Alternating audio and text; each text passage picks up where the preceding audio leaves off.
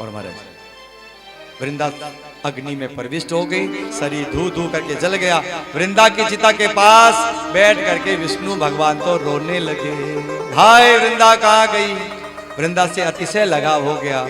अब तो महाराज वृंदा की चिता की राख को सिर पे लपेट लिया, भोले बाबा की तरह महाराज भस्माभूत होकर के घूमने लगे। त्रिलोकी में हाहाकार मच गया। देव वृंद दौड़े दौड़े गए, महाराज ये तो नियम बदल गया। विष्णु भगवान तो वृंदा के प्रेम में पागल हो गए, अवधूत हो गए हैं। सब ने मनाया। तीनों देवियों ने एक एक बीज दिया और 3 पेड़ कहा जाओ वृंदा की चिता में इसको बो दो। एक बीज पार्वती ने दिया, एक लक्ष्मी ने दिया, एक सरस्वती ने दिया। धात्री, मालती और तुलसी का पेड़ जो है प्रकट हुआ। पार्वती ने जो बीज दिया था उससे तुलसी का पौधा हुआ। और आजकल लोग कहते हैं महाराज शिव जी पे तुलसी नहीं चढ़ती है।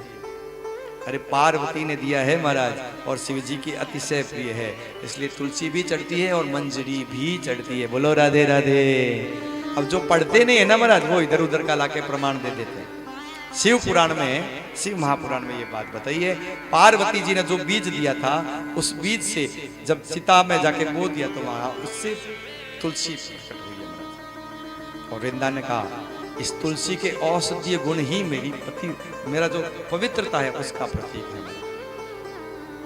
कालांतर में इसी तुलसी का विवाह शंखचूड़ के साथ हुआ, और ये इस शंखचूड़ का वध भी इसी प्रकार से भगवान ने करवाया। और इसलिए शिव जी की पूजा में शंख का प्रयोग नहीं होता, इसे शंखासुर भी कहते हैं ना। एक शंख जल से प्रकट हुआ और भगवान ने अपने हाथ में धारण किया, उसे कहते हैं 5 जन्य शंख। भगवान विष्णु के हाथ में है ना जो शंख, उसका नाम 5 शंख।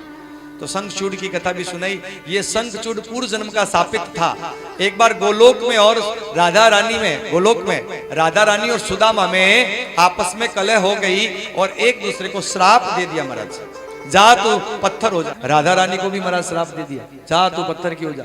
राधा रानी ने इधर श्राप दे दिया, जा तेरा कृष्ण के साथ वियोग हो जाए।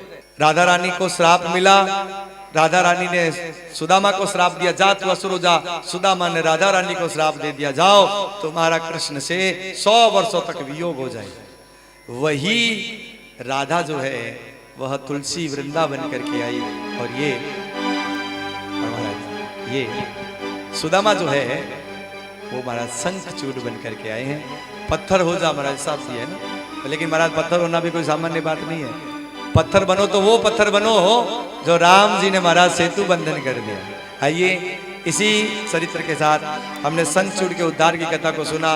अंधकासुर को महाराज गणत्व की प्राप्ति हुई, गजासुर का भगवान ने उद्धार किया और कंदुकेश्वर महादेव की स्थापना की, और यहाँ पर रुद्र संहिता 5 खंडों में विश्राम को प्राप्त हो गई।